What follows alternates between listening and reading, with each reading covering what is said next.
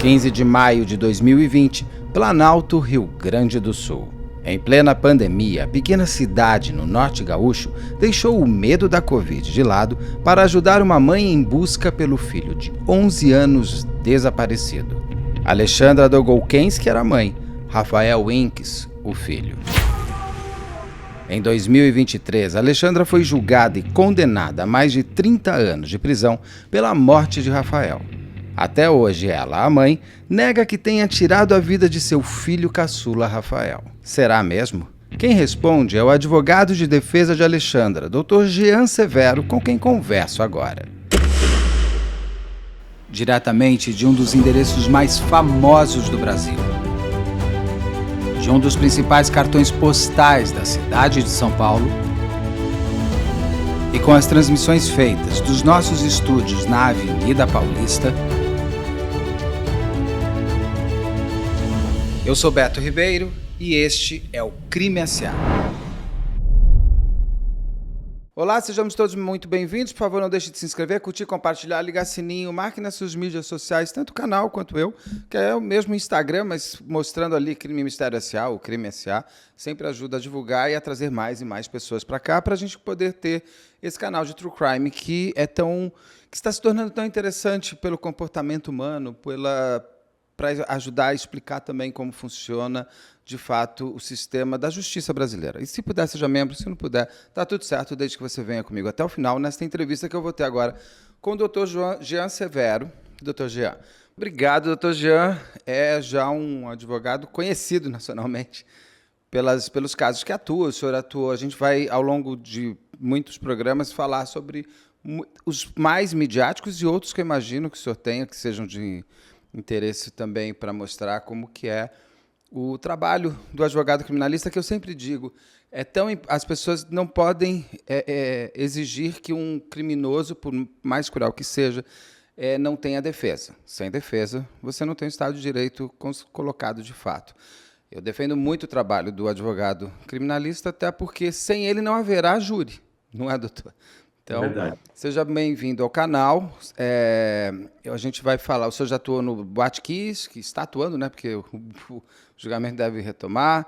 O do Rafael Winks, que nós vamos conversar agora. Tem Boldrini, tem tantos outros. Agora, eu escolhi que a gente começasse pelo caso do Rafael Winks, porque acabou de acontecer o júri. Foi um caso muito assistido. Eu acho interessante hoje em dia como os júris são televisionados ao vivo. O YouTube se vira uma grande comoção. Então, eu queria que o senhor novamente seja bem-vindo e que o senhor me ajudasse a entender o caso do Rafael Winks, onde o senhor atua como defesa da mãe, da Alexandra Dolgoukensky. Acertei esse sobrenome? Sempre é. Acertou. Tá. Então, ótimo. Beto, primeiramente, obrigado pela oportunidade.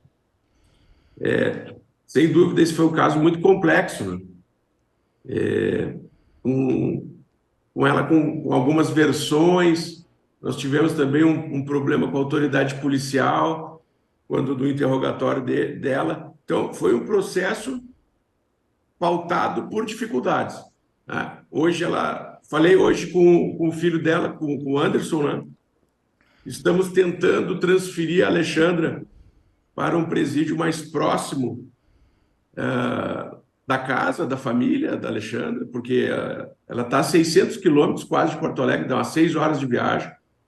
Ela recebe uma visita da família a cada 60 dias, porque o pessoal não tem condições, né, velho? E agora, realmente, aguardar o resultado das apelações. Nós apelamos, o Ministério Público apelou, e o julgamento deve ocorrer nos próximos meses.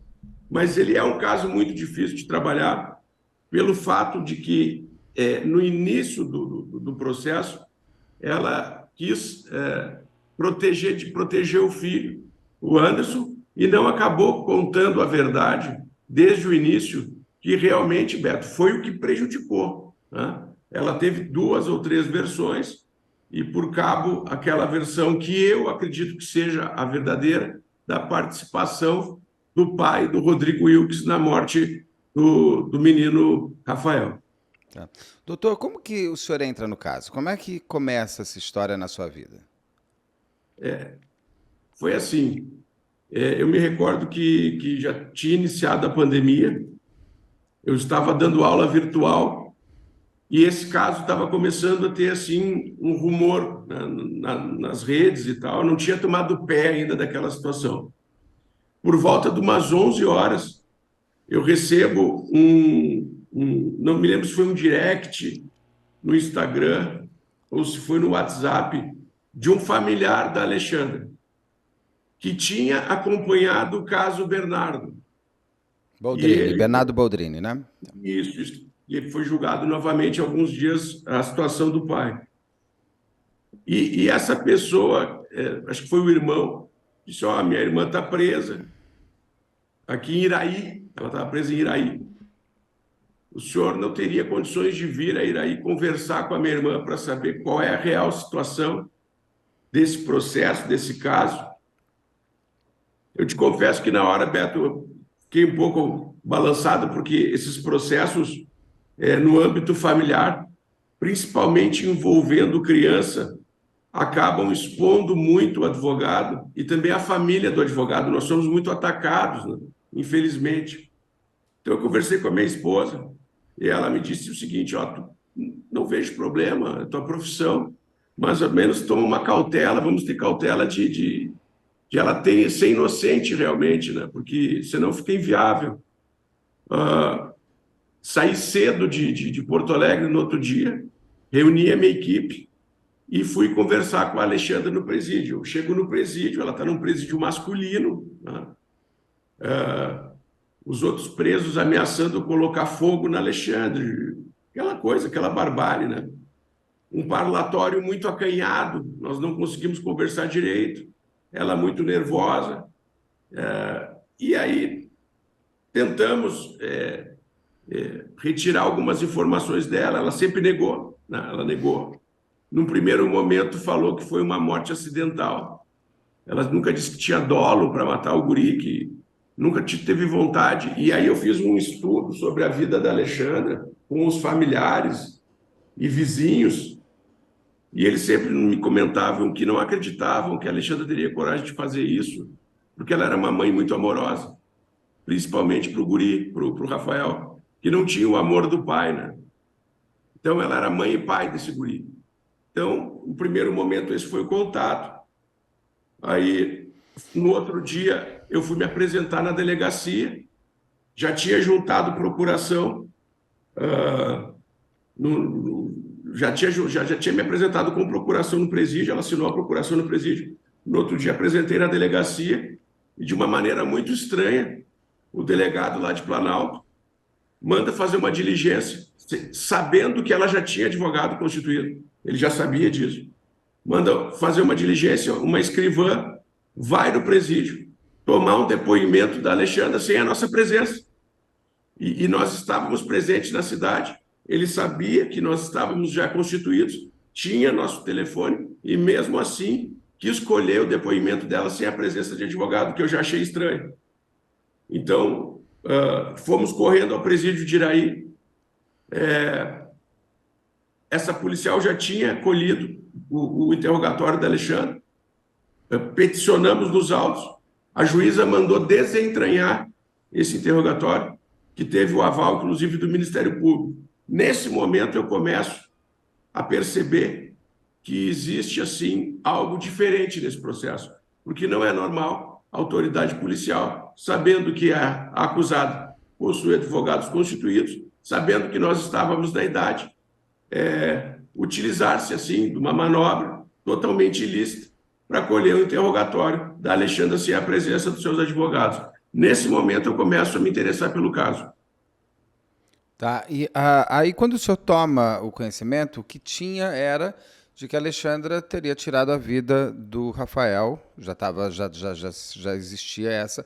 Ela deu vários depoimentos. O que muda antes do senhor e o que muda a partir da sua entrada? Seguinte, com a minha entrada, o depoimento dela relata que ela deu o remédio para o menino, depois foi visitá-lo no quarto para ver como é que ele estava. O menino estava já roxinho, gelado, ela tentou reanimá-lo, Aí colocou uma corda no menino porque não conseguia retirar ele do quarto, daí fez tipo uma mochila do menino, a corda no pescoço, nos pés, aquela coisa para tirá-lo. E por isso que ficou aquelas lesões, aquela coisa. Mas essa versão nunca me soou assim segura, porque ela não teria forças físicas para levar o guri do quarto até a caixa, Beto. A caixa ficava fora da casa, numa outra casa na frente da casinha dela. Então não fechava mais, era a versão dela, né? Então fizemos a reconstituição e, inclusive, a reconstituição deu que poderia ser realmente aquilo e tal. Tá. Essa é a versão. Aí, depois da reprodução simulada, 2 delegados pedem para reinquirir, para ouvir ela novamente, no Palácio da Polícia, no Rio Grande do Sul, porque eles queriam achar uma motivação para esse crime. O que acontece? Depoimento dela está marcado por um sábado. Eu vou no presídio na sexta. Ela me entrega um caderno com várias anotações, quase um livro, e pede para mim enviar esse caderno para o Anderson. Eu venho para casa, eu não li o caderno e me preparo para participar desse reinterrogatório dela no sábado, que estava marcado para as 14 horas da tarde. Pois bem, eu chego no Palácio da Polícia e a Alexandra ela está amarela fisicamente, apavorada, nos dizendo o seguinte: olha, os delegados aqui disseram, se eu não falar isso, vão mandar o Anderson a júri, vão prender o Anderson, a população vai botar fogo na minha casa. Daí eu pergunto, mas o que eles disseram para tu dizer? Eles disseram para me dizer que o Rafael estava acordado e que ele mexia muito no celular. Então, que ele estava acordado. O que eu fiz? Eu peguei o celular, gravei essa situação. Inclusive, os delegados diziam para ela, tu tem que trocar de advogados, teu advogado só quer mídia. Nós vamos te arrumar os melhores advogados do Rio Grande do Sul, a polícia fazendo isso. E nós gravamos todo esse procedimento e dissemos para ela o seguinte: Alexandra, tu não vai falar mais nada. Quando te chamarem para o teu reinterrogatório, tu não vai falar.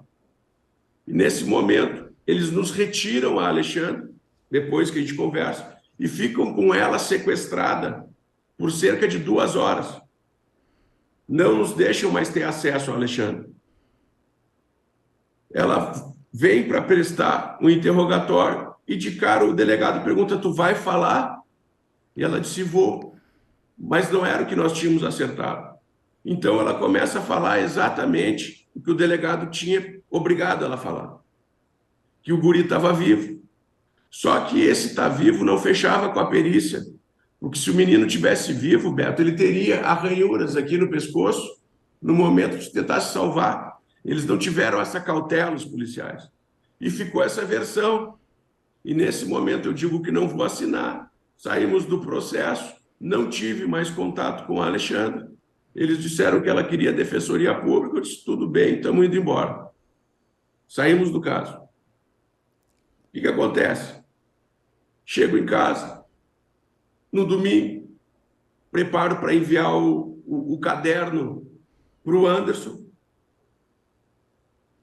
E ali no caderno, eu tenho até hoje ele comigo, está ali na minha frente, ela relata o que aconteceu naquela noite. Ela relata que o Rodrigo foi lá acompanhado de um homem, aconteceu aquela briga, ele acabou esganando o guri. E ela ali me dá um relato assim que muitas coisas fecham. Eu fico assustado com aquilo, entrego o caderno para a Defensoria Pública e digo, agora é com vocês. Eu saí do caso. Tá. O que eu fico sabendo? Eu saio do caso, Beto. 30 advogados foram no presídio para tentar pegar a causa, os urubus de plantão. Ela recusa todos. E no outro dia ela é encaminhada para o Hospital Vila Nova, muito mal de saúde, ela estava com pancreatite. Então, nas filmagens lá do interrogatório, aparece ela assim, mal, não tinha como prestar nenhum interrogatório, aquilo ali foi uma desumanidade tremenda. E ela fica 30 dias nesse hospital. Certa feita, eu recebo uma ligação do filho dela, do Anderson, do adolescente, irmão do Rafael. E o Anderson diz, pelo amor de Deus, a minha mãe quer te ver. Ela pediu para tu ir no presídio, que ela vai te contar tudo o que aconteceu. Eu digo, tá, eu vou lá, vou muito em consideração a ti. Fui no presídio e ela contou horrores por parte da autoridade policial, que eles repetiram várias vezes essa situação, que eles não deixaram ela falar comigo, que eles queriam realmente que nós saíssemos do processo, que se ela não falasse aquilo que os delegados tinham pedido, o guri, o Anderson ia ser condenado, ela nunca mais ia ver o Anderson, eu botar fogo na casa dela, uma série de coisas. Inclusive, esse interrogatório chegou a ser retirado do processo pela juíza. A juíza percebeu que houve um abuso de autoridade, houve a produção de uma prova ilícita. A juíza percebeu. Depois, o Ministério Público entrou com uma correição parcial no tribunal e conseguiu que esse interrogatório voltasse. Mas isso foi uma mentira braba. Então, na realidade, a Alexandra deu 3 versões. Apenas 3 versões. Apenas não, 3 versões. Sim. Não foram mais que isso. Então, foi a primeira versão do homicídio culposo, a segunda versão do homicídio doloso. Desculpa, a primeira versão, ela diz que ela matou sem querer, deu remédio, fez a bolsa, ele com uma bolsa e levou e deixou na caixa. Essa é a primeira versão. A segunda versão... O delegado montou, que ela se irritou com ele, o guri estava acordado e foi lá e esgoelou o guri. Tá? Essa versão não existe, não fecha. E a terceira versão, depois, é a situação do pai, que quando eu tomo conhecimento do caderno, eu converso com ela, digo, Alexandre, eu li o caderno, e tu diz uma outra coisa, é aquilo mesmo que aconteceu. E aí ela começa a chorar e diz, não, realmente foi aquilo, o Rodrigo foi buscar o Rafael, não avisou nada, acabou acontecendo aquela situação, o Rodrigo era um cara muito violento, e o Rafael acabou sendo morto. Ela diz que acha que o Rodrigo não queria matar o Rafael, mas que ele usou de um excesso de violência muito grande. E o menino veio a óbito. Né? O princípio foi isso. E foi essa foi a versão final dela. Tá. Inclusive, eu questionei-a antes do júri, porque eu, como advogado, também fico me perguntando, né? Poxa, são 3 versões, eu disse, tu tem certeza que é isso? Tu tem que ter um momento de autodefesa, agora, se tu quiser dar uma outra versão, tu pode dar uma outra versão. Tu tem liberdade. Ela disse, não, Gê, o que aconteceu foi isso, eu vou sustentar, e foi isso, e acabou. Tá. Então, foi essa versão. Vou começar por algumas partes. O caderno que ela escreve tem 2 canetas, parece que foram feitos em 2 tempos diferentes. Isso realmente aconteceu ou é só uma sensação? O caderno tem 2 canetas porque acabou a tinta. Não, tudo bem, essa é uma possibilidade. Eu mesmo falo isso, não acabou a tinta. Mas parece que poderia ter sido feito em 2 momentos distintos. Porque tem uma primeira parte que é quase uma confissão de culpa ali, e uma segunda parte, pelo que eu consegui ler, pelo que saiu. E a segunda parte que ela coloca no pai do Rafael a autoria da morte do garoto. Isso não foi feito depois, esse caderno foi escrito de uma vez só, é isso?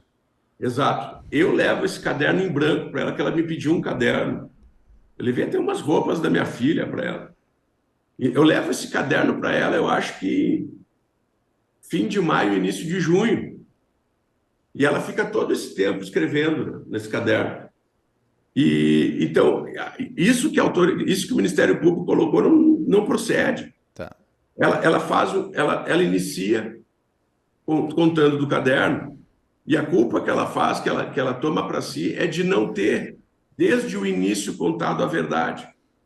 Então, essa meia-culpa que ela faz, se eu tiver acesso, Beto, eu vou te mandar para tu olhar. Queria. Se puder, eu queria ver. Eu acho que eu tenho ele no celular. Eu vou procurar com calma e vou te mandar para tu fazer a tua análise. Agradeço. Então, quando ela me entrega esse caderno, ele já está todo escrito. Já tem 80 e poucas páginas escritas. Ela numera as páginas. né? O que fez no júri? O Ministério Público tentou colocar em dúvida esse caderno. Não, esse caderno foi ela que escreveu. Tranquilamente, ela me entrega o caderno. Eu nunca tinha visto esse caderno. É só porque eu comprei em branco e entreguei. E depois eu pego ele escrito. Tá me entendendo? E o caderno não volta para ela, fica sempre com o senhor e do Não, senhor vai para a mão do filho dela, do Anderson. não. O caderno Nem vai. foi para a defensoria. Para a defensoria. Depois a defensoria me entregou o caderno.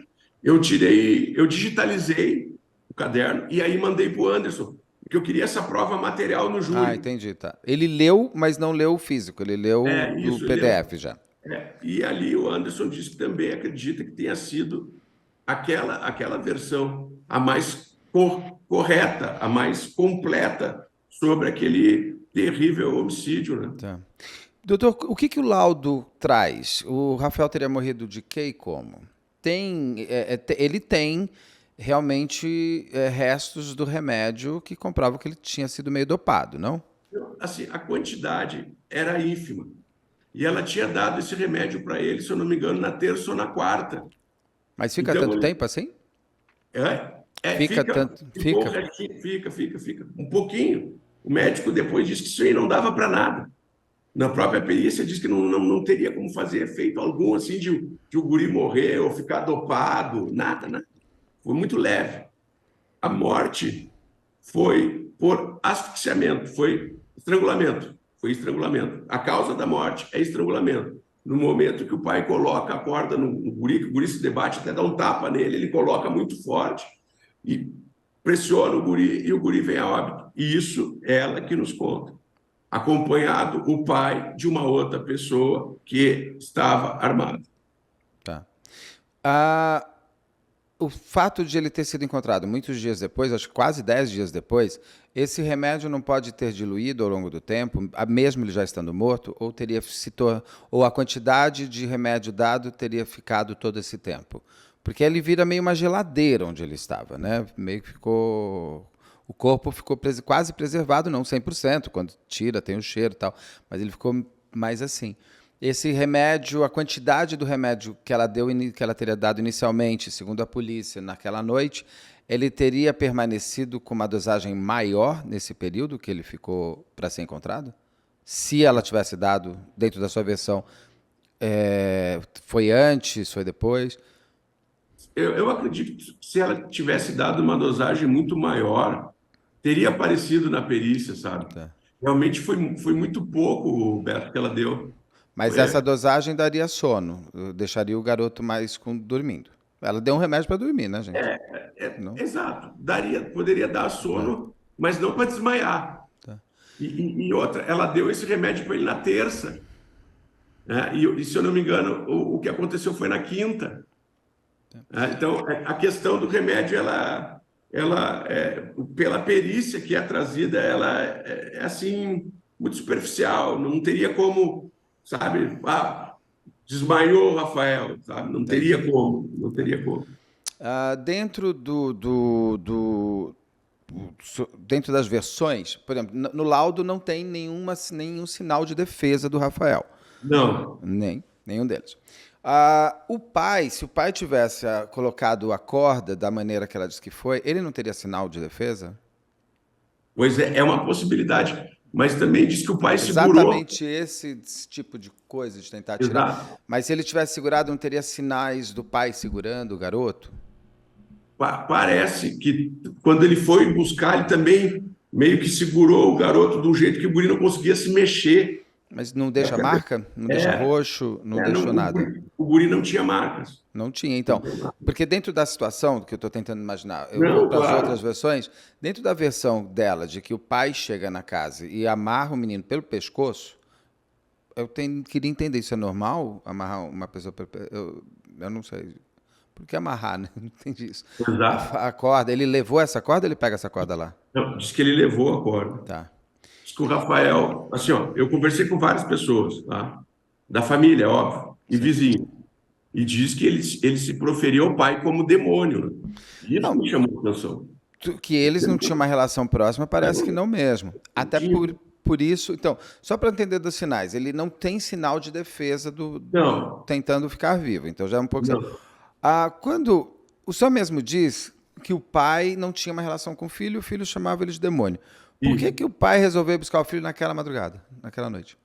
Ele tinha dito para o Rafael, parece umas semanas antes, que ia levar um presente para ele. Mas não Naquela, falou, mas, mas não falou por que nada. É que mas- assim, a Alexandra me contou que o pai não estava aceitando muito bem a história do guri chamar o Delair de pai, o namorado da Alexandra. e que ele queria todo o pano levar o guri para morar com ele. E isso já tinha ocorrido algumas vezes, de ele chegar lá do nada, de tentar levar o guri. É uma situação assim meio estranha. Mas quem me relatou isso foi a mãe dela, a Isolda. Disse, já era uma folia isso aqui. De vez em quando ele vinha aqui, pegava a Alexandra, o Anderson, o Rafael e se sumia. Levava eles tudo para um canto. Chegaram a morar até num negócio de porco lá. Coisa de porco, sabe? Uma Umas coisas. pocilga. Então, Beto, eu vou te falar. É um processo que até hoje eu me questiono Tá. sobre o que aconteceu. Porque, Beto, olha só, pela minha experiência, aquele corpo, 10 dias, não podia estar daquele jeito. Mesmo que fosse, estava frio, estava dentro de uma caixa, eu não sei. Porque eu ouvi relato de algumas pessoas que tiveram por ali, deram um chute na caixa e não tinha nada. Então, é uma dúvida que eu vou carregar para sempre. Sim. O que eu podia fazer, Beto, era uma defesa dentro daquilo que ela tinha me contado. Sim. É só para entender da parte dela, exatamente para entender a história dela. Ah, o, era, é, o, vou entrar na casa ainda, mas ele mora a quanto tempo de distância, o Rodrigo, da Alexandra? É longe, né, o caminho? Dá 400 quilômetros. umas 3 horas e pouco. Uns 400 quilômetros, mais ou menos, pelo que eu Isso, tinha visto. isso. Nas estradas hoje tem pedágio. Não é possível que ele passou 400 quilômetros sem pedágio. Foi levantado porque todo pedágio tem foto do carro, tem registro dos carros e tal. Ou registro de multas, eventualmente a pessoa toma multa, ou câmera de segurança até chegar. Ele foi de carro, né? Sim. Então, ele foi levantado nos pedágios ou nas câmeras próximas à casa. A passagem do carro dele, ou do carro desse amigo, ou de algum carro que teria a ver chegar naquela madrugada, porque foi de madrugada tudo isso. Foi. Foi. 2 da manhã. Então, vocês levantaram isso para ver se conseguiam provar que o pai do Rafael estivesse ali naquela cidade naquele momento? Assim, nós nunca conseguimos apurar qual veículo que ele estava. Então, isso inviabilizou um pouco a nossa investigação defensiva, tá? A questão das câmeras, aí que eu me pergunto também. O delegado solicitou câmeras na rua onde aconteceu o fato, na frente da casa do prefeito, no posto de gasolina, e nenhuma dessas câmeras estavam funcionando. É uma cidade pequena. Vocês chegaram a pegar, por exemplo, na entrada da cidade, não é possível que todas as câmeras. Esse carro chegou de madrugada, não se deve ter um trânsito de madrugada chegando num dia frio de pandemia, que as pessoas não saíram de casa. Vocês chegaram a pegar câmeras em pontos da estrada ou na entrada da cidade mostrando um carro chegando nesse momento para ver se esse carro poderia estar vindo. É porque é uma investigação. Eu pego casos que eu fiz aqui que o delegado, coitado, ficava pegando a placa dos carros passando, cruzando com a placa do carro. É um trabalho hercúleo e de formiguinha. Vocês chegaram a tentar porque vocês precisam provar que o pai do Rafael estava lá. Eu imaginei uma das formas ser essa possibilidade de a câmera da entrada da cidade mostrando algum carro chegando às 2 da manhã ou dos pontos próximos da casa, porque não tem uma câmera só, né? Acho. Eu questionei o delegado, Beto, sobre isso, inclusive no júri, né? Porque eles tinham câmeras no hotel onde o Delair estava trabalhando, confere? Que é uma entrada, que é a entrada, que a gente acredita que ele tem entrado. Tá? Não, ele não entrou pela entrada principal, ele entrou por Ametista do Sul. Desculpa, ele entrou para ir buscar o Rafael por Ametista do Sul, é isso? Isso. Tá. E realmente, Beto, passam alguns veículos naquele horário, passam. Não é possível averiguar a placa, nada, mas passam veículos Eu questiono o delegado se ele procurou investigar esses veículos e ele disse que não. Tá. A herb do celular do pai do Rafael dava ele. Tudo bem, ele pode ter deixado o celular e pode ter saído. Ok. Mas a herb mostra ele lá? Ele a Hebe Lá na mostra, cidade, a 400 é, quilômetros. a Hebe mostra que ele não saiu de Bento, que ele não mexeu mais nesse celular durante um bom período. É isso que Tá? mostra, Não tem tá? ele conversando com ninguém, WhatsApp, Não, nada. não. O grande questionamento assim que eu fiz nesse processo é o seguinte, ó, que quando o Rafael desaparece, eles vão na casa dos parentes do Rodrigo e eu não consegui fazer essa diligência, não consegui, eu pedi para a juíza, aquela coisa toda, a juíza não deixou. Que diz que o Rodrigo estava na cidade. Um parente, daí diz que vai o Delair e vai. Quase que a gente faz uma diligência no júri, até a casa. Mas daí o Delair, no segundo momento, fica com medo. Disse, não, eu ouvi dizer que ele estava lá. No primeiro relato dele, ele disse que ouviu do parente do Desculpa, Rodrigo, desculpa, quem é o Delair? Que eu me perdi agora. o namorado. Ah, o namorado, tá. O namorado da O Alexandra, tá bom. Delair e o irmão dela saem para procurar, vão na casa de um parente do Rodrigo. E eles, não, o Rodrigo estava aí. Diz que ele estava na redondeza. Só que também não consegui produzir essa prova, porque a juíza não se conseguiu. Porque é umas casas, assim, uma perto da outra, tudo sem número, sabe? Uma coisa louca. E a gente não conseguiu. Daí disse, não, mas se eles forem lá, não, se eles forem lá, eles conseguem identificar. Mas daí o Delair ficou com medo e disse, não, na realidade eu ouvi de um parente que ele poderia estar lá, sabe? Entendi. Então não ficou uma coisa segura.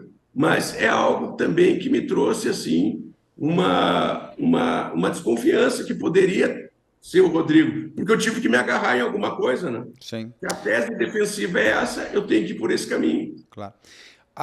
No caso do. Quando você vai buscar um filho, ainda mais marido e mulher que não se dão bem, tem brigas. É do humano.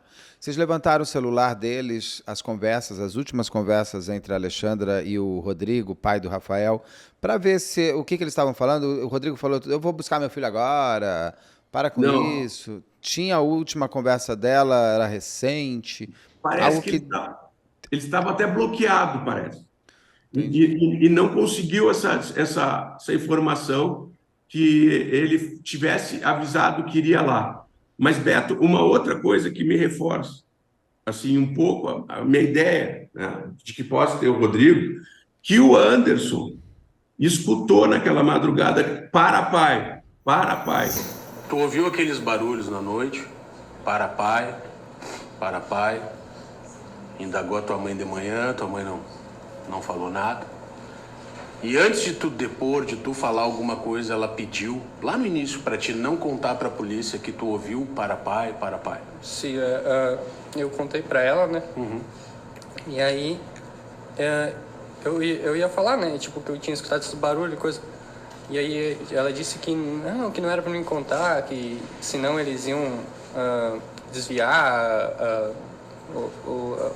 as buscas, sabe? Iam desviar, não sei o quê. E tipo, ela meio que deu um migué, né? Vamos dizer assim, pra mim não falar nada. Tua mãe tinha muito E medo. isso surge já num primeiro momento no caderno. Eu vou te mandar esse caderno, Beto. Eu vou Tá. procurar o. Isso surge já no primeiro momento no caderno que ela questiona. Tu te lembra que eu disse para ti não falar para a polícia que tu escutou o para pai? Ela lança isso, tu me entendeu? Então, foi mais um reforço na minha ideia que talvez pudesse ser essa história, né? Mas que infelizmente não se confirmou. O Rafael estaria dormindo, o pai chega, é uma casa pequena, numa rua vazia, gelada, de um mês de maio, com ninguém na rua, numa cidade onde você ouve só inveja, deixo aqui minha clara inveja de quem tem esse padrão, isso é padrão de vida. É. Eu que vivo numa cidade barulhenta, eu invejo muito quem tem os passarinhos e os grilos como seus parceiros da noite. Mas ele chega para buscar o filho. Ninguém Sim. chega para buscar o filho, bate na porta devagar e fala: olha, vamos falar baixinho, que eu não quero acordar as pessoas. Deve ter tido gritaria. Só um para-pai seria pouco. É uma Sim. casa pequena, uma casa de padeiros de madeira, pelo que me Sim. explicaram. Então o barulho passa mais fácil. O Anderson, ele já era um rapaz de 16, 17 anos, um pré-homem ali. É. Ele estava jogando videogame, é isso? Com Eu fone. não me recordo se ele estava jogando. Embaixo do cobertor, pelo que eu li. Pelo que eu Ou li. se ele estava começando a dormir. Tava, sabe? Então, se você ouve um barulho na sua casa, ele não levantou, ele não foi à sala, ele não fez nada? Pois Não. é, ele disse que não. Que ele achou que pudesse ter sido os vizinhos.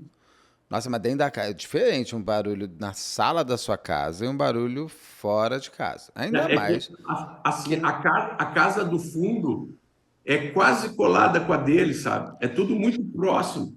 Mas tudo bem, doutor, Mas, já não é o claro, castelo de Windsor, né? Que você sim, está sim, numa ala norte, ala sul. Porque o que eu pergunto assim, ouvir apenas o para-pai é pouco, porque devem ter tido briga. A Alexandra, dentro do que o senhor está me trazendo, é uma mãe zelosa, ela não vai deixar o filho sair. Ele teria gritado no momento de só não. para-pai é pouco. Se me amarra o pescoço, eu começo a gritar o Diz mundo. que quando ele chegou com essa outra pessoa, isso tudo é ela que diz. Sim, não, eu tô só Ela trazendo os elementos dentro de traz, uma traz, história para ver se se, traz, se se encaixa. Beto, traz, porque eu também preciso entender isso aí. Eu preciso entender. Diz ela que quando ele chega com esse cara, ele já faz aqui e o cara já mostra a arma e diz: Ó, se tu gritar, nós vamos matar o Anderson. Isso ela falando. Numa conversa que eles tiveram na entrada da porta principal, que tem assim uma meia água, uma areazinha pequena, sabe? Então ela fala isso. Ela diz isso, que ele já chegou com essa intenção de levar o guri. Não era para matar o Rafael, nada. Ele queria tirar o guri dela. Mas é de se Mas você questionar. vê o seu filho sendo amarrado o pescoço, É, morrendo, filho, não tem arma que te segure, ainda mais se for mãe zelosa. pois é. Tem uma E, coisa aí. e tem também o relato da mãe da Alexandra, que diz que ouviu carros, barulhos de carro ali. Beto, eu E ninguém sai sinceramente. para olhar a janela, porque eu fico É, pensando, se eu ouço barulho, eu saio e olho a janela. Numa Beto, cidade que é pequena, que é tão fora do comum, ainda mais numa época de pandemia e tudo mais, ninguém foi olhar, ninguém viu nada. A Alexandra, no começo, ela tem uma relação com as câmeras muito narcísica. Isso é. Eu não sou. sim, Infelizmente, eu não sou. Eu queria ter feito psicologia, não fui para outra. Ainda faço, ainda sou novo.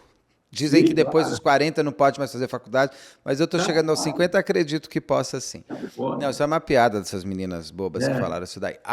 eu- Mas ela tem, quando você começa a olhar, e até o que acontece, se caso a minha sensação, a sensação que eu tenho, ele toma uma repercussão desse tamanho também, ainda mais que a gente estava num momento de pandemia, onde o único assunto era Covid. E não tinha pauta. Naquela cidade, some uma criança. Quase a lá Madeleine McCann. De dentro de casa, ninguém sabe. E a mãe fala muito. A Alexandra, ela aparece muito, pedindo para o Rafael voltar, que sem o Rafael não tem felicidade e tudo mais. E aí eu percebi que a porta não estava chaveada, né? Tava encostada, mas não trancada com a chave. Mas até então eu imaginei que ele estivesse na casa da minha mãe, porque minha mãe mora em frente à casa que eu moro. E aí, para mim, eu estava tranquila porque ele estaria na casa da minha mãe. E então, 10h30 da noite, ele pediu para mim pôr mais um cobertor na cama, se eu podia cobrir ele. Ele me deu boa noite, normal, como ele faz todo dia. Então, até aí a gente não tinha noção que o Rafael ia dormir na cama dele e no outro dia a gente não ia encontrar o Rafael em casa, né? A gente quer uma luz, uma noticiazinha que, sabe, que diga, não, a gente viu esse menino em tal lugar, a gente só quer ele de volta. É só que a gente está pedindo uma notícia, um sinalzinho que diga, não, ele está lá, viram ele, sabe? Ou estão com ele, falem alguma coisa, tudo que a família quer é notícias do Rafael, é o Rafael em casa de novo, porque a gente tá todo mundo desesperado. Aqui dentro de casa é um vazio imenso, porque ele é a nossa criança. Ele tem 11 anos, mas ele é a nossa criança. e a gente não sabe mais aonde apelar, a gente não sabe mais para que lado pedir. Eu entrevistei já muitas mães, então eu pego sempre a Lucinha da Beatriz Angélica como referência, porque é uma mãe que sofre a morte da filha e eternamente sofrerá. Existe uma dor física, existe uma mudança de olhar, os músculos do rosto, acho que tem músculos que a gente só descobre na tristeza. A Alexandra, ela está o tempo inteiro muito narcísica com a câmera, com as imagens. Ela está gostando daquilo. Não é um elemento um pouco estranho para uma mãe? Porque ela teve que inventar uma história, que o filho sumiu, desapareceu, porque ela sabe que o menino morreu. Sabe? E ela sabe que foi posto naquela caixa. Sim. Ela você não acha um pouco narciso demais? Não é um pouco estranho demais? Ela... Porque ela, inclusive, que aponta a caixa depois, né? Sim. Ela que mostra onde o menino está. Não é um pouco desconexo de uma mãe tão zelosa? Não sei, fica muito vaidoso demais, não? Eu concordo. Pode ser você pode até nem responder, desculpa, acabou sendo um comentário meu, não foi uma pergunta. Esse método tem razão. É algo assim que eu acho que até alguns familiares dela também acharam estranho. Né? Porque, poxa, tu tá com o teu filho ali há 10 dias, né? E e tu não tomar uma atitude. É algo estranho, mas somente ela pode responder. Sim. Que ela fica o convite, se ela quiser dar uma entrevista, eu posso entrevistar. Porque tem um ponto também, ela aponta de cara no começo para o irmão dela, né? Sim, ela tenta, assim, direcionar. Olha, poderia, né? Porque ele fica mexendo com o meu filho, acho estranho isso, mexe com o teu filho, você não denunciou antes. O remédio, inclusive, era da mãe dela, não era? Era do irmão. Ou é do irmão que ele tem esquizofrenia, é isso. Isso. Era comum ela pegar remédio do irmão e dar para o Rafael? Era um hábito? Não. Porque são remédios controlados. Eu questionei isso com ela, disse que não, que só foi essa vez. E por que ela deu essa vez? Por que ela deu remédio na quinta-feira? Na terça-feira. Ela deu o remédio porque o guri estava meio agitado, parece. Estava agitado e não estava conseguindo dormir, uma coisa assim. E ela resolveu dar aquele remédio para ele. Perigoso, né? Porque esse remédio tem peso, altura, idade e tudo mais. Beto, tu não imagina para mim o que foi trabalhar nesse processo. Eu tive que tirar leite de pedra ali, meu irmão. Sim. Tu sabe, é complicadíssimo. Beto, para tu ter uma ideia, na hora da leitura da sentença, era a cidade inteira na frente do fórum gritando. Uma loucura, assim. Eu tinha medo até de almoçar em determinados lugares. Os caras vão envenenar minha comida aqui. Imagino porque o advogado de defesa na senhora vira a alma do algoz, vamos dizer. Então, aos olhos das pessoas, não é que você seja a alma, mas aos olhos das pessoas você vira a alma daquele... Para ter uma ideia, tá? O resultado não foi unânime. Não? E a juíza pediu que nós não venhamos a divulgar o resultado. Tá. Por quê?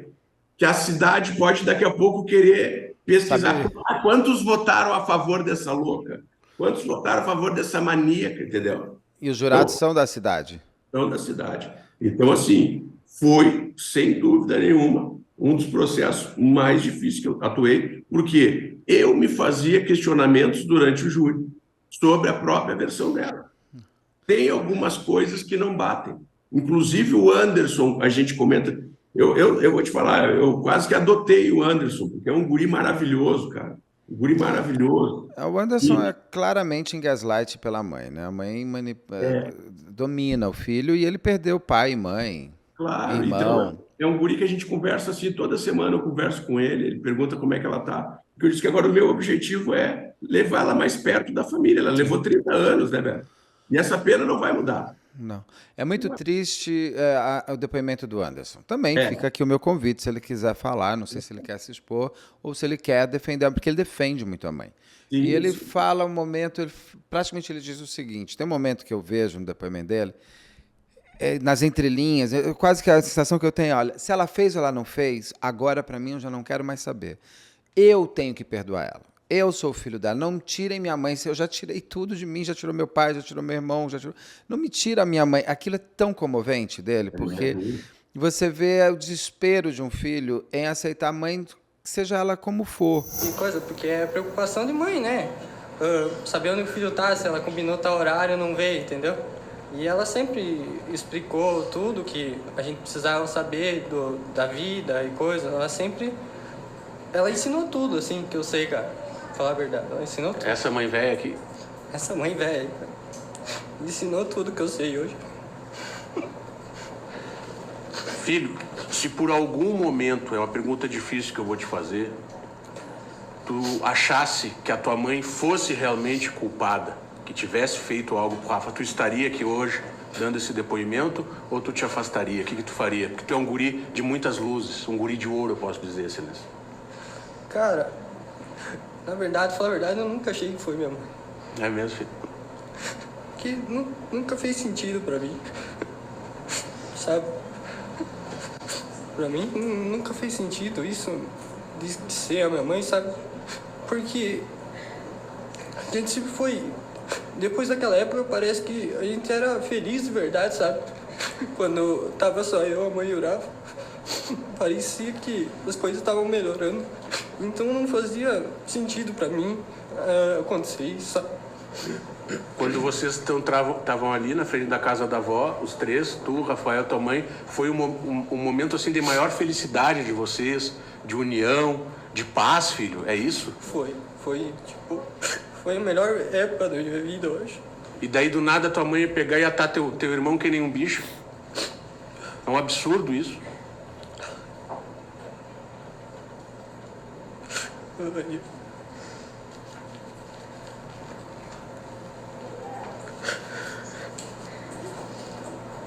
Tá trabalhando ainda, filho? Tô trabalhando, né? Fazer o quê? Distrair a cabeça. Distrai a cabeça, né? Eu tento não pensar, mas foda. Todo dia eu chego em casa, eu olho, meu irmão não tá lá, minha mãe não tá lá, cara. Eu penso como as coisas podiam ser diferentes. Mas... que merda. Filho, eu tenho que te fazer uma pergunta, eu sei que tá emocionado, mas faz parte de um contexto, doutor. Doutor, vamos só aguardar que ele se recompor um pouquinho? Vamos, não, Silêncio, no tempo dele. Nós somos aqui, antes de tudo, seres humanos. Eu também já tô que não me aguento aqui.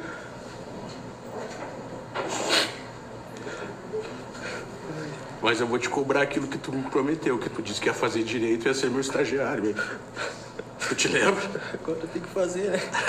Tu te lembra? Tu me prometeu. Pode prosseguir. Vai conseguir.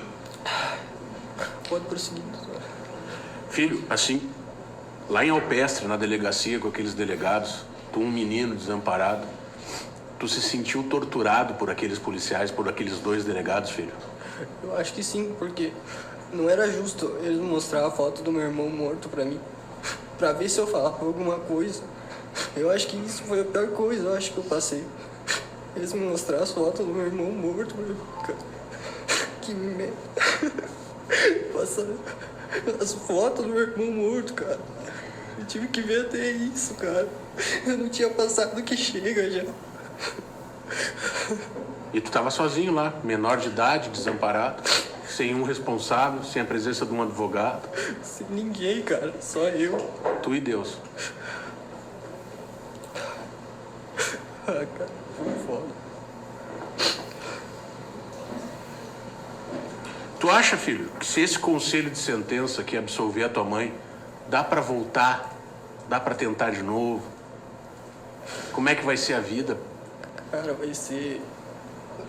Não vai ser fácil, né, cara? Mas vai ser melhor com a mãe. A gente sabe que o meu irmão não volta mais, né? Mas com a mãe do lado, eu acho que tanto ela quanto eu seria um pouco diferente, né? Não seria a mesma coisa de sempre, mas seria um pouco diferente.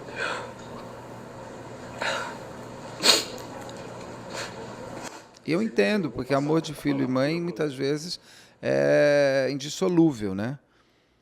Até mesmo nesse tipo de coisa. Então, foi um depoimento muito marcante, eu vi ali. Eu percebi que as pessoas todas da família... Uma coisa que me chamou a atenção são alguns pontos, mas principalmente a família... E aí eu ponho até o pai do Rafael. Ninguém ali chorou por... Eu até usei uma thumb, ninguém chorou por mim. A família estava mais preocupada em defender a Alexandra do que em chorar pelo Rafael ou fazer justiça por ele, no sentido... A Alexandra tem um momento que alguém pergunta para ela o que você falaria, eu acho que essa pessoa assiste ao canal, porque eu sempre faço essa pergunta. O que você falaria para o Rafael se você ouvisse? Ela responde, obrigado por ter me amado. Uma das perguntas é o que você mais gostava no Rafael e o que você mais admirava nele? Se você pode falar para os jurados.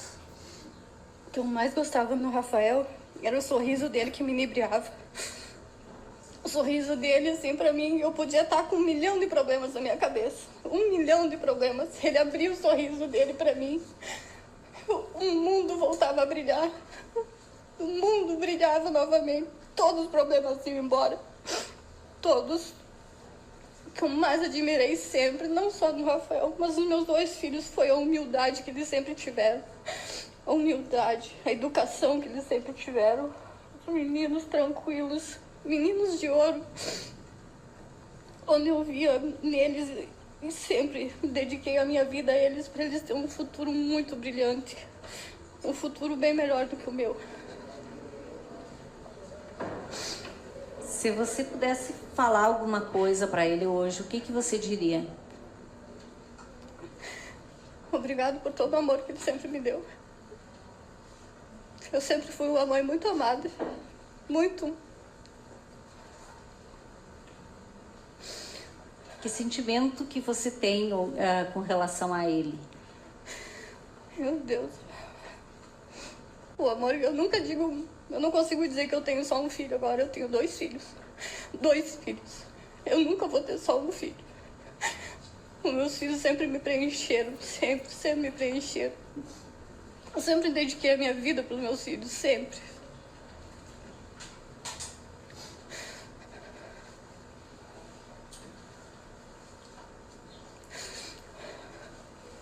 Com relação aos fatos que ocorreram, que a senhora relatou aqui, que acompanhou o Rodrigo até o local, inclusive que foi deixado o corpo. Qual o sentimento da senhora com relação a sua conduta desse dia? Eu me sinto uma pessoa muito covarde. Covarde por não ter tomado outra atitude. Deixado o medo tomar conta de mim. Mas hoje, o medo, ele acho que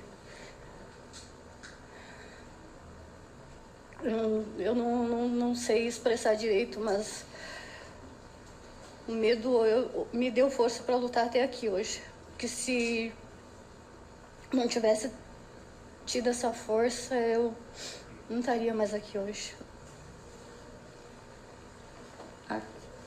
Como que a senhora conseguiu manter a sua vida após esses fatos? Eu não vivo mais no silêncio. Não vivo mais. Eu não sei mais o que é viver. Não tem como para uma mãe viver longe dos filhos. Não tem. Não tem viver. Minha motivação que é acordar todo dia de manhã é saber que o meu filho batalha todo dia, levanta e vai trabalhar. Mas não tem vida. Que vida tu vai ter? Te tiraram tudo. Tudo. Te colocaram num calabouço e de lá tu não sai. Te tiraram tudo. Não dá pra viver assim. E agora eu vou lhe fazer uma pergunta. Logo depois que ocorreu, a senhora veio, registrou ocorrência, enquanto estavam fazendo as buscas, tá? Como que a senhora conseguiu se manter sem revelar isso antes? Como a senhora conseguiu ficar esse tempo, esse período, foram 10 dias, se eu não me engano, sem revelar para ninguém aonde que estava o corpo do Rafael. Eu estava a ponto de explodir a qualquer momento. Eu não comia mais. Eu mal conseguia ir tomar um banho. Eu estava tipo anestesiada, assim. Eu não conseguia tomar nenhuma atitude. E eu vi que o Delair falou que eu não saía para fazer as buscas. Eu não saía com ele. Uma, porque ele não deixava. Ele dizia sempre que eu tinha que ficar em casa para esperar qualquer coisa que acontecesse, eu estaria em casa. Mas eu não conseguia. A única vez que eu consegui pensar foi que o Anderson já estava uns 3 ou 4 dias sem comer. E eu disse, meu Deus, o meu filho nem se alimentando tá. Mas eu tava em choque. Eu tava no meu extremo já. Porque eu via todo o sofrimento do Anderson. O Anderson não tinha sossego. Eu nunca tinha visto meu filho desesperado assim. Foi pelo Anderson e pela minha mãe que eu não suportei mais. Certo. Tem mais alguma coisa? Pergunto novamente se tem mais alguma coisa que a senhora queria dizer aos jurados. Eu peço novamente, não por mim, pela minha família. É pela minha família que eu peço. Que eu não aguento mais. Eu não desejo essa vida de prisão para ninguém. Para ninguém. É muito sofrimento ficar longe da família da gente. Ver o filho só quando permitem a gente ver. Ter um contato da família só quando se é permitido ter. Eu não desejaria nem pro Rodrigo a prisão, na verdade. Que eu não consigo ter raiva dele. Eu tenho pena dele. Eu tenho pena porque eu consigo deitar a minha cabeça hoje no travesseiro e dormir. Eu durmo em paz. Ele pode estar vivendo a vida dele hoje, mas ele não vai ter paz. Ele não tem. Quem tira a vida de um inocente não pode ter paz.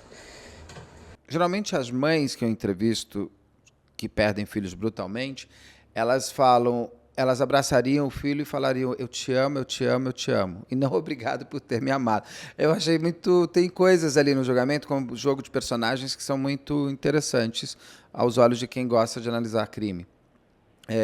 O senhor acha que esses pontos todos contaram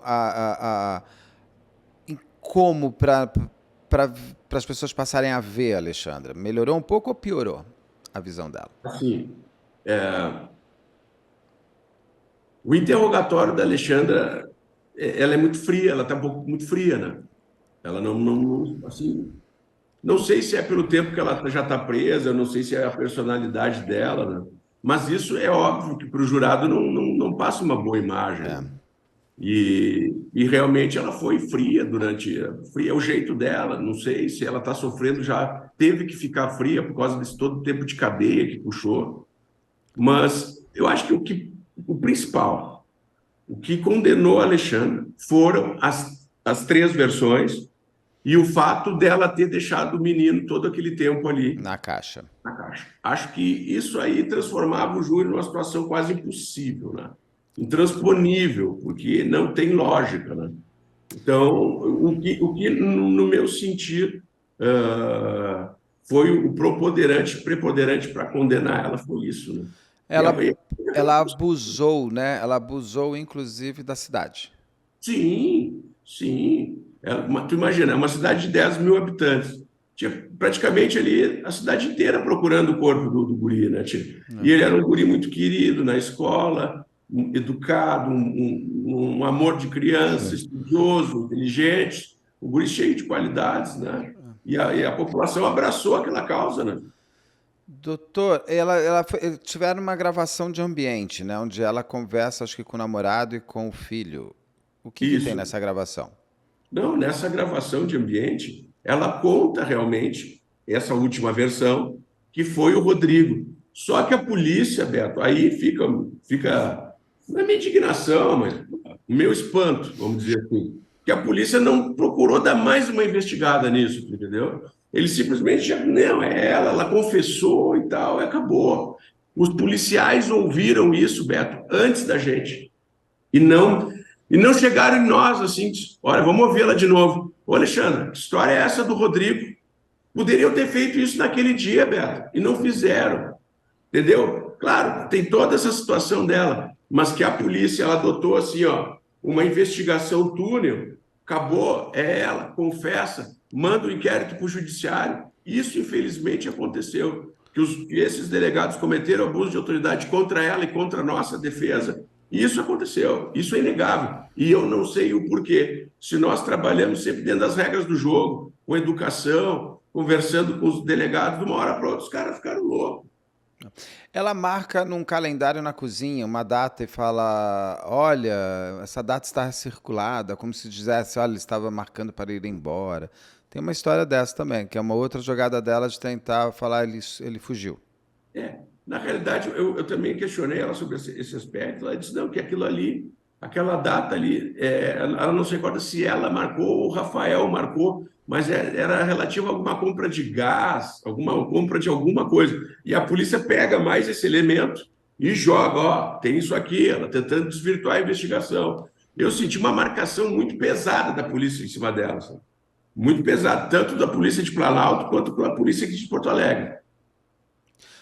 Mas a polícia investigou se ele tinha fugido, se ele tinha passado por outro lugar, fez tudo, né? O Rafael é encontrado na caixa com o asfixia, né? Com a corda, com o pescoço dele tá desse tamanho. E com um saco na cabeça e tudo mais. Também existe no celular da Alexandra uma foto do Rafael com... Se o senhor não quiser responder, só vou perguntar. É um assunto mais delicado, só para entendermos. Tem uma foto do Rafael de dorso nu no celular dela. Tal. Ela foi verificado que ela entrava em sites, e eu não estou aqui em julgamento de quem gosta, é só apenas em questão do que aconteceu. Em sites pornográficos de uma maneira mais violenta, onde você tinha pessoas sendo com saco na cabeça, com asfixia erótica, que chama e tudo mais. Não é um pouco a cena que o Rafael foi encontrado com a cena do vídeo? Você entendeu? É muito delicado isso que eu estou perguntando. Não é nada. Só que essa foto foi encontrada no celular do pai. O Rafael com dorso nu? Do pai. Não foi dela. Agora, realmente, tinha algumas pesquisas dela nesse site, vendo sexo mais forte, aquelas coisas todas, né? Eles tinham umas 2 pesquisas sobre isso. Mas o material que foi encontrado no celular do pai é bem comprometedor para ele. Eu até hoje não sei como é que a polícia se a polícia não abriu um expediente para investigar isso aí. Tinha ali coisas muito violentas. Tipo, tá? Eu mostrei tudo, né? Violentas que tipo? Ele com armas, né? Pesquisa de pedofilia, né? Ele com o celular e o computador do pai do Rafael foi periciado, é isso? Isso. Então tinha assim, ele conversando com um preso para matar a Alexandra, tinha coisas bem pesadas, e tudo isso foi mostrado, e os delegados sabiam disso, tanto que eu perguntei para eles, Mara, vocês olharam as 40 mil extrações do celular do pai do Rafael? E o cara me olha e me diz, não, eu botei 7 pessoas, Beto, todo mundo trabalhando pro bono, e nós conseguimos, assim, ó, um acervo de atos ilícitos praticados por ele, terrível. E os delegados não viram isso, sabe? Esse é um dos motivos que também nos fizeram ficar um pouco mais agressivos com os delegados, aquela coisa toda, porque eles não investigaram essa parte. Não, mas tem uma parte que eu falo, gente, um tribunal, é que hoje é televisionado e as pessoas veem o ato, né? A gente está mais acostumado a ver tribunal em séries de ficção americana. Falei, um tribunal é um grande palco de grandes narrativas, onde as pessoas precisam, o promotor e o advogado de defesa precisam convencer aqueles jurados da sua própria narrativa. Que as pessoas ficam, às vezes, mas parece sim que estão... É um teatro no bom sentido, é um momento de exercer a sua atuação. tem problema. As pessoas às vezes falam que vocês estão começando a ver agora. Quem já vê isso há muito tempo já sabe. E com câmera, às vezes, fica até mais delicado. As pessoas falam menos palavrão, isso faz parte da vida. O pai do Rafael fala que não fez nada, que ele Não. nem estava na cidade. Fala que estava em Bento Gonçalves. Para ele foi surpreendente, ou ele foi ele foi ajudar nas buscas, porque um pai também muito ausente, muito distante, pode nem querer fazer parte, né? Falar, meu filho sumiu, mas não vejo ele há 10 anos, também para mim já sumiu faz tempo. Ele participou ativamente das buscas pelo Rafael? Olha, dizem que ele participou um pouco, inclusive durante a estadia dele lá, enquanto estava todo mundo procurando o Rafael, ele estava numa fila de uma lotérica para pagar o IPTU de um terreno. Tá? Então, quem mais se dedicou mesmo nas buscas foi o Delair. Inclusive, o depoimento dele é bem tocante, não sei se você lembra, né? Me emocionou muito o depoimento dele, porque realmente ele parecia que era o mais interessado pelo guri. Ele gostava mesmo. E ele não ficou do lado da Alexandra, ficou? Não ficou. Ele é a única pessoa que se afasta dela. A mãe, os irmãos... Se sentiu traído, né? Se sentiu traído, que ela não confiou nele, não falou direto o que tinha acontecido no primeiro momento. E ele realmente se afastou completamente dela. Tá. O júri foi feito, todo ele, em vários dias de comoção nacional, praticamente. E terminou com 30 anos de cadeia para ela, por ocultação também. Isso, se eu não me engano, são 3 ou 4. 3 crimes são imputados a ela. Eu acho que fraude processual, falsa comunicação, o homicídio e a ocultação. E essa corda que estava no pescoço dele, ela veio conseguiram provar se era da Alexandra, não era? Se ela tinha, não tinha, nada. Não conseguiram provar isso, não conseguiram achar digitais. Inclusive, tem uma roupa ali dentro daquela caixa que diz que tem o DNA de uma mulher. Tem sangue na roupa do Rafael, que é do DNA de uma mulher que não é a Alexandra. Vai saber. O local, a casa dela foi periciada para ver se tinha sangue e tudo mais? Sim, usaram luminol, não acharam nada. Não tinha nada. Lá dentro ele não foi morto. Agora vocês estão apelando com base em quê? E para quê? Estou apelando, primeiro, pelo fato de 2 promotores que não são da comarca terem atuado no júri, sendo que a comarca tinha uma promotora, que é a doutora Michele. Esse é um ponto. O segundo ponto é que 2 jurados choraram muito durante a inquirição do Delair, tiveram que ser retirados, o conselho de sentença foi retirado, deram lenços, aquela coisa. E também para dar uma reduzida na pena da Alexandra. O recurso é basicamente isso. Deve sair nos próximos meses isso ou demora um tempo ainda? Não, acho que mais tardar uns 30 dias está saindo a data do julgamento. Já. E como que ela está hoje? Porque se ela é inocente segundo aos olhos dela, na versão dela, você está condenado a 30 anos pela morte do seu filho. Ela está como? Muito mal, muito mal, muito mal. O único pedido que ela nos fez foi que conseguíssemos transferi-la para perto da família, que a família pudesse visitá-la com mais frequência, porque aqui ela fica muito sozinha, né? Então, a gente já estamos tentando isso no processo de execução penal, conversando com as casas prisionais, né? Inclusive, Alexandra, esses processos midiáticos que eu vou te falar, tentaram arrumar mais um homicídio para ela, né? Qual? Do ex-marido, do pai do Anderson. O pai do Anderson. Ela já foi ouvida sobre isso no presídio, foi a última vez que eu estive com ela. E o nosso objetivo maior agora é tentar ver o que vai acontecer no julgamento desta apelação e torcer que a gente consiga levá-la para perto da família para ela cumprir a pena um pouco mais próximo dos seus entes lá. O pai do Anderson, ele já foi aberto um novo inquérito? Está em investigação? Está em investigação, estão finalizando já a investigação. E ela vai ter que prestar novo depoimento? Já prestou. Já prestou lá na cadeia. Podemos ter um novo júri, doutor, com a Alexandra? Olha, vai saber. vai saber. É possível. É possível. E o Anderson, garoto de 18 anos hoje, 19, né? 19 Isso. anos. Como ele está? Ele trabalha bastante, isso já tem que trabalhar bastante para manter a cabeça sempre ocupada.